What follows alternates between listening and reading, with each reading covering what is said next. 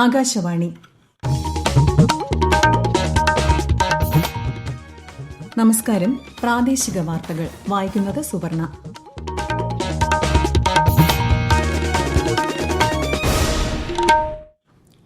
പ്രധാന വാർത്തകൾ. സംസ്ഥാനത്ത് സ്ഥാനാർത്ഥികളുടെ മരണത്തെ തുടർന്ന് തിരഞ്ഞെടുപ്പ് മാറ്റിവെച്ച 3 തദ്ദേശ വാർഡുകളിൽ 2 സീറ്റുകളിൽ UDF-നും 1 വാർഡിൽ LDF-നും ജയം. തദ്ദേശ തിരഞ്ഞെടുപ്പിലെ സ്ഥാനാർത്ഥികൾ ചെലവ് കണക്ക് സമർപ്പിക്കാനുള്ള സമയപരിധി അവസാനിച്ചു. കണക്കുകൾ പരിശോധിച്ച് ഈ മാസം 31-നകം ഓൺലൈൻ റിപ്പോർട്ട് സമർപ്പിക്കാൻ തദ്ദേശ സ്ഥാപന സെക്രട്ടറിമാർക്ക് തെരഞ്ഞെടുപ്പ് കമ്മീഷന്റെ നിർദ്ദേശം. ശബരിമലയിൽ മകരവിളക്ക് ദർശനത്തിന് വിപുലമായ ഒരുക്കങ്ങൾ. പത്തനംതിട്ട ജില്ലയിൽ നാളെ പ്രാദേശിക അവധി. സാമൂഹ്യ സുരക്ഷാ പെൻഷൻ ഗുണഭോക്താക്കളുടെ വരുമാന സർട്ടിഫിക്കറ്റ് ഹാജരാക്കുന്നതിനുള്ള കാലാവധി 6 മാസം കൂടി നീട്ടിയതായി ധനമന്ത്രി KN ബാലഗോപാൽ. സംസ്ഥാനത്തിന് കേരളം എന്ന് ഔദ്യോഗിക നാമകരണം ചെയ്യുന്നതിൽ പിന്തുണ അഭ്യർത്ഥിച്ച് BJP സംസ്ഥാന അധ്യക്ഷൻ പ്രധാനമന്ത്രിക്ക് കത്തയച്ചു. വനിതാ പ്രീമിയർ ലീഗ് ക്രിക്കറ്റിൽ മുംബൈ ഇന്ത്യൻസ് ഇന്ന് ഗുജറാത്ത് ജയന്റ്സുമായി ഏറ്റുമുട്ടും. വാർത്തകൾ വിശദമായി.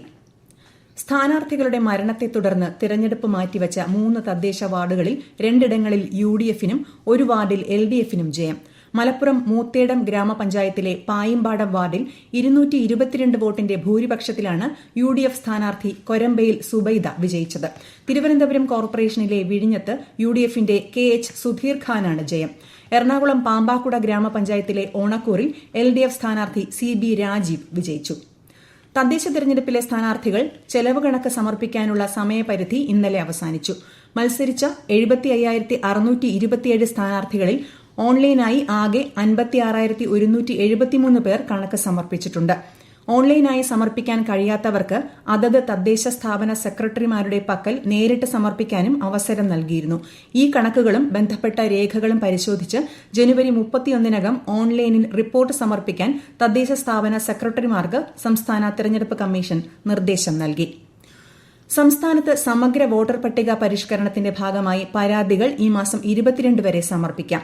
നോട്ടീസ് ലഭിച്ചവർക്ക് രേഖകൾ അപ്ലോഡ് ചെയ്യാൻ ഓൺലൈൻ സംവിധാനം ഒരുക്കിയിട്ടുണ്ട്. voters.eci.gov.in വെബ്സൈറ്റ് ലിങ്കിലെ submit document against notice issued എന്ന ബട്ടണിൽ ക്ലിക്ക് ചെയ്യണം. രേഖകൾ പരിശോധിച്ച ശേഷം ഹിയറിംഗ് സംബന്ധിച്ച് ഇലക്ടറൽ രജിസ്ട്രേഷൻ ഓഫീസർ തീരുമാനമെടുക്കും. 2023 CEC നിയമപ്രകാരം മുഖ്യ തെരഞ്ഞെടുപ്പ് കമ്മീഷണർക്കും തെരഞ്ഞെടുപ്പ് കമ്മീഷണർമാർക്കും നൽകിയിട്ടുള്ള പ്രത്യേക പരിരക്ഷ ചോദ്യം ചെയ്യുന്ന ഹർജി പരിഗണിക്കുമെന്ന് സുപ്രീംകോടതി. വിഷയത്തിൽ chief justice Suryakant, justice Joymalya Bagchi എന്നിവരടങ്ങിയ ബെഞ്ച് കേന്ദ്രത്തിനും തെരഞ്ഞെടുപ്പ് കമ്മീഷനും നോട്ടീസ് അയച്ചെങ്കിലും ഇത് സംബന്ധിച്ച വ്യവസ്ഥ സ്റ്റേ ചെയ്യാൻ വിസമ്മതിച്ചു. കേരള നിയമസഭ അന്താരാഷ്ട്ര പുസ്തകോത്സവത്തിന്റെ 4ാം പതിപ്പ് ഇന്ന് സമാപിക്കും. ഗവർണർ രാജേന്ദ്ര വിശ്വനാഥ് ആർലേക്കർ സമാപന സമ്മേളനം ഉദ്ഘാടനം ചെയ്യും. മൌറീഷ്യസ് മുൻ പ്രസിഡന്റ് അമീന ഗുരീബ് ഫക്കീം മുഖ്യപ്രഭാഷണം നടത്തും. നിയമസഭ പ്രസിദ്ധീകരിച്ച പുസ്തകങ്ങളുടെ പ്രകാശനവും കേരള നിയമസഭ മാധ്യമ അവാർഡുകളുടെ വിതരണവും ചടങ്ങിൽ നടക്കും. സംസ്ഥാന സ്കൂൾ കലോത്സവത്തിന് തൃശൂരിൽ നാളെ തിരിതെളിയും. തേക്കിൻകാട് മൈതാനിയിലെ എക്സിബിഷൻ ഗ്രൌണ്ടിൽ മുഖ്യമന്ത്രി പിണറായി വിജയൻ ഉദ്ഘാടനം ചെയ്യും. വിളംബര ഘോഷയാത്ര ഇന്ന് ഉച്ചയ്ക്ക് നടക്കും. 25 വേദികളിൽ 5 ദിവസങ്ങളിലായി നടക്കുന്ന മേളയിൽ 15,000-ഓളം പ്രതിഭകൾ മാറ്റുരയ്ക്കും. പീഡനക്കേസിൽ മാവേലിക്കര സബ് ജയിലിൽ റിമാൻഡിൽ കഴിയുന്ന രാഹുൽ മാങ്കൂട്ടത്തിൽ MLA-യെ കേസ് പരിഗണിക്കുന്ന തിരുവല്ല മജിസ്ട്രേറ്റ് കോടതിയിൽ ഹാജരാക്കി. കസ്റ്റഡിയിൽ ആവശ്യപ്പെട്ടുള്ള പോലീസിന്റെ അപേക്ഷയിൽ ഇന്ന് വിധിയുണ്ടാകും. ഇന്നലെ അപേക്ഷ പരിഗണിച്ച തിരുവല്ല മജിസ്ട്രേറ്റ് കോടതി രാഹുലിനെ ഇന്ന് കോടതിയിൽ നേരിട്ട് ഹാജരാക്കാൻ നിർദ്ദേശം നൽകുകയായിരുന്നു. അതേസമയം യുവമോർച്ചയും DYFIയും കോടതിക്ക് പുറത്ത് പ്രതിഷേധം നടത്തി. ശബരിമലയിൽ മകരവിളക്ക് മഹോത്സവം നാളെ. മകരവിളക്കിനുള്ള എല്ലാ ഒരുക്കങ്ങളും അവസാന ഘട്ടത്തിലാണ്. ഇന്ന് വൈകിട്ട് പമ്പ സദ്യയും പമ്പ വിളക്കും നടക്കും. മകരവിളക്കിനോടനുബന്ധിച്ച് പത്തനംതിട്ട ജില്ലയിൽ നാളെ പ്രാദേശിക അവധി നൽകിയിട്ടുണ്ട്. വിശദാംശങ്ങളുമായി ആകാശവാണി പത്തനംതിട്ട ജില്ലാ പ്രതിനിധി ശ്രീജി S. ശ്രീധർ. പർണശാലകൾ ഒരുക്കി ആയിരക്കണക്കിന് ഭക്തരാണ് പാണ്ടിത്താവളത്തിലും പുല്ലുമേട്ടിലും ഉൾപ്പെടെ അയ്യന്റെ പൂങ്കാവനത്തിന്റെ പല പ്രദേശങ്ങളിലുമായി തമ്പടിച്ചിരിക്കുന്നത്. വിവിധ വകുപ്പുകൾ വലിയ സുരക്ഷാ മുന്നൊരുക്കങ്ങളാണ് നടത്തിയിട്ടുള്ളത്. എരുമേലിയിൽ പേട്ടതുള്ളി കാനനപാതയിലൂടെ കാൽനടയായെത്തുന്ന അമ്പലപ്പുഴ ആലങ്ങാട്ട് സംഘം ഇന്ന് പമ്പയിലെത്തി ഉച്ച കഴിയുന്നതോടെ പമ്പ സദ്യയും വൈകിട്ട് പമ്പ വിളക്കും നടത്തും. നാളെ രാവിലെ 10 മുതൽ നിലയ്ക്കലിൽ നിന്നും പമ്പയിലേക്കും രാവിലെ 11 മുതൽ പമ്പയിൽ നിന്നും സന്നിധാനത്തേക്കും ഭക്തരെ കടത്തിവിടില്ല. മകരവിളക്ക് ഉത്സവത്തോടനുബന്ധിച്ച് പ്രത്യേക ട്രെയിനുകൾ സർവീസ് നടത്തുമെന്ന് railway. Kollam Kakinada town express, Thiruvananthapuram central Cherlapalli express എന്നിവയാണ് പ്രത്യേക സർവീസ്. ആകെ 336 ട്രെയിനുകളാണ് ശബരിമല ഉത്സവം പ്രമാണിച്ച് സർവീസ് നടത്തുന്നത്. ഈ വാർത്തകൾ ആകാശവാണിയിൽ നിന്ന്.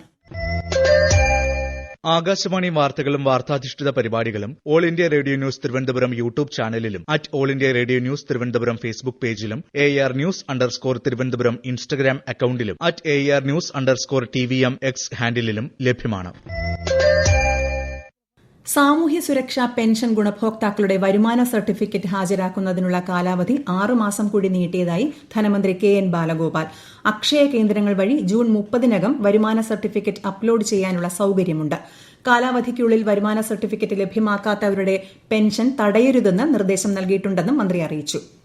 സംസ്ഥാനത്തിന്റെ പേര് കേരളം എന്ന് ഔദ്യോഗിക നാമകരണം ചെയ്യുന്നതിൽ പിന്തുണയും ഇടപെടലും അഭ്യർത്ഥിച്ച് BJP സംസ്ഥാന അധ്യക്ഷൻ രാജീവ് ചന്ദ്രശേഖർ പ്രധാനമന്ത്രി നരേന്ദ്രമോദിക്ക് കത്തയച്ചു. ഔദ്യോഗിക രേഖകളിൽ കേരള എന്നതിൽ നിന്ന് കേരളം എന്നാക്കി മാറ്റുന്നതിന് 2024 കേരള നിയമസഭ പ്രമേയം പാസാക്കിയതും കത്തിൽ സൂചിപ്പിക്കുന്നു. സംസ്ഥാന നിയമസഭ പാസാക്കിയ പ്രമേയത്തിന് BJPയുടെ പിന്തുണ അറിയിച്ച് മുഖ്യമന്ത്രിക്കും കത്തു നൽകിയതായി ശ്രീ രാജീവ് ചന്ദ്രശേഖർ അറിയിച്ചു. തൊഴിൽ അവകാശം സംരക്ഷിക്കുന്ന വിധം ദേശീയ ഗ്രാമീണ തൊഴിലുറപ്പ് നിയമം പുനഃസ്ഥാപിക്കണമെന്നാവശ്യപ്പെട്ട് തിരുവനന്തപുരം ലോക് ഭവന് മുന്നിൽ കോൺഗ്രസ് 2 ദിവസത്തെ രാപ്പകൽ സമരം ആരംഭിച്ചു. AICC general secretary KC Venugopal MP, KPCC president Sunny Joseph, പ്രതിപക്ഷ നേതാവ് VD സതീശൻ, രമേശ് ചെന്നിത്തല തുടങ്ങിയവർ പങ്കെടുക്കുന്നുണ്ട്. ഈ വർഷത്തെ അഗസ്ത്യാർകൂടം യാത്രയ്ക്ക് നാളെ തുടക്കമാകും. കൂടുതൽ വിവരങ്ങളുമായി ആകാശവാണി ലേഖകൻ സ്മിതി M. പള്ളുരുത്തി. നാളെ ആരംഭിക്കുന്ന അഗസ്ത്യാർകൂടം സീസൺ ട്രക്കിംഗ് ഫെബ്രുവരി 11 വരെയാകും തുടരുക. ബോണക്കാട് ഫോറസ്റ്റ് സ്റ്റേഷനിൽ നിന്ന് ആരംഭിക്കുന്ന ട്രക്കിംഗ് അതിരുമല ബേസ് ക്യാമ്പിൽ എത്തുന്ന വിധത്തിലാണ് ആസൂത്രണം ചെയ്തിട്ടുള്ളത്. അടുത്ത ദിവസം 8 കിലോമീറ്റർ കുത്തനെയുള്ള ട്രക്കിംഗ് ആയിരിക്കും. സാവധാനത്തിൽ ട്രക്കിംഗ് നടത്തുന്നവർക്ക് അന്നേ ദിവസം തിരികെ അതിരുമല ബേസ് ക്യാമ്പിൽ തങ്ങി അതിനടുത്ത ദിവസം ബോണക്കാടേക്ക് തിരിക്കാം. മറ്റുള്ളവർക്ക് അഗസ്ത്യാർകൂടത്തിൽ നിന്ന് അന്ന് തന്നെ ബോണക്കാടേക്ക് മടങ്ങാനും കഴിയും. മുൻകൂർ രജിസ്ട്രേഷൻ ഉള്ളവർക്ക് മാത്രമായിരിക്കും ഓരോ ദിവസവും ട്രക്കിങ്ങിന് അനുവാദം നൽകുക. ശ്രീ പത്മനാഭസ്വാമി ക്ഷേത്രത്തിൽ ലക്ഷദീപം നാളെ. ഒരുക്കങ്ങൾ പൂർത്തിയായി. ലക്ഷദീപത്തിന് മുന്നോടിയായി ഇന്ന് ട്രയൽ ദീപങ്ങൾ തെളിയിക്കും. 6 വർഷത്തിലൊരിക്കലാണ് ശ്രീ പത്മനാഭസ്വാമി ക്ഷേത്രത്തിൽ ലക്ഷദീപം നടത്തുന്നത്. പൊന്നും ശീവേലി ചടങ്ങുകൾ പൂർത്തിയാക്കിയ ശേഷമാണ് വൈദ്യുതി വിളക്കുകൾ അടക്കമുള്ളവ തെളിയിച്ച് ട്രയൽ നടത്തുക. ക്ഷേത്രത്തിൽ ഇന്നു മുതൽ വെള്ളിയാഴ്ച വരെ ക്ഷേത്രത്തിനകത്തും പുറത്തും പത്മതീർത്ഥക്കുളത്തിലും വൈദ്യുത ദീപാലങ്കാരമുണ്ടായിരിക്കും. ലക്ഷദീപത്തോടനുബന്ധിച്ച് നാളെ ക്ഷേത്രത്തിൽ ദർശനത്തിന് നിയന്ത്രണം ഏർപ്പെടുത്തിയിട്ടുണ്ട്. റെക്കോർഡ് യാത്രകളുമായി ഇടുക്കിയുടെ വിനോദസഞ്ചാര ഭൂപടത്തിൽ പുതിയ ചരിത്രം കുറിക്കുകയാണ് KSRTCയുടെ ആനവണ്ടി. മീശപ്പുലിമലയിലേക്ക് എത്തുന്ന സഞ്ചാരികൾക്ക് സുരക്ഷിതവും ചെലവ് കുറഞ്ഞതുമായ യാത്രയൊരുക്കുകയാണ് ഈ ബജറ്റ് ടൂറിസം പദ്ധതി. ആകാശവാണി ഇടുക്കി ജില്ലാ പ്രതിനിധി രതീഷ് കൃഷ്ണ തയ്യാറാക്കിയ റിപ്പോർട്ട്.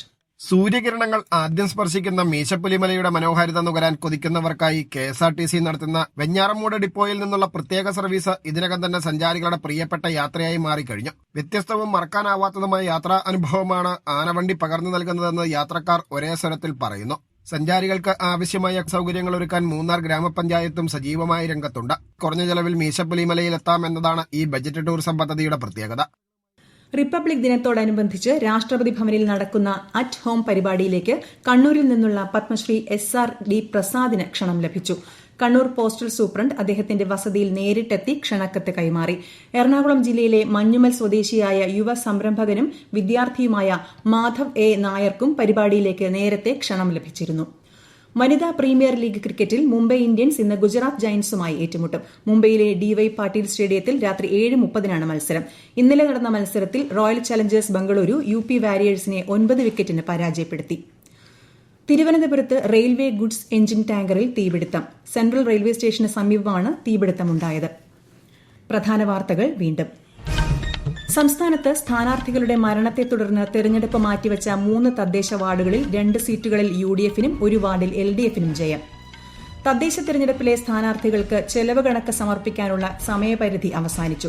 കണക്കുകൾ പരിശോധിച്ച് ഈ മാസം 31-നകം ഓൺലൈൻ റിപ്പോർട്ട് സമർപ്പിക്കാൻ തദ്ദേശ സ്ഥാപന സെക്രട്ടറിമാർക്ക് തെരഞ്ഞെടുപ്പ് കമ്മീഷന്റെ നിർദ്ദേശം. ശബരിമലയിൽ മകരവിളക്ക് ദർശനത്തിന് വിപുലമായ ഒരുക്കങ്ങൾ. പത്തനംതിട്ട ജില്ലയിൽ നാളെ പ്രാദേശിക അവധി. സാമൂഹ്യ സുരക്ഷാ പെൻഷൻ ഗുണഭോക്താക്കളുടെ വരുമാന സർട്ടിഫിക്കറ്റ് ഹാജരാക്കുന്നതിനുള്ള കാലാവധി 6 മാസം കൂടി നീട്ടിയതായി ധനമന്ത്രി KN ബാലഗോപാൽ. സംസ്ഥാനത്തിന് കേരളം എന്ന ഔദ്യോഗിക നാമകരണം ചെയ്യുന്നതിൽ പിന്തുണ അഭ്യർത്ഥിച്ച് ബിജെപി സംസ്ഥാന അധ്യക്ഷൻ പ്രധാനമന്ത്രിക്ക് കത്തയച്ചു. വനിതാ പ്രീമിയർ ലീഗ് ക്രിക്കറ്റിൽ മുംബൈ ഇന്ത്യൻസ് ഇന്ന് ഗുജറാത്ത് ജയന്റ്സുമായി ഏറ്റുമുട്ടും. പ്രാദേശിക വാർത്തകൾ കഴിഞ്ഞു. അടുത്ത വാർത്താ പ്രക്ഷേപണം 12:50.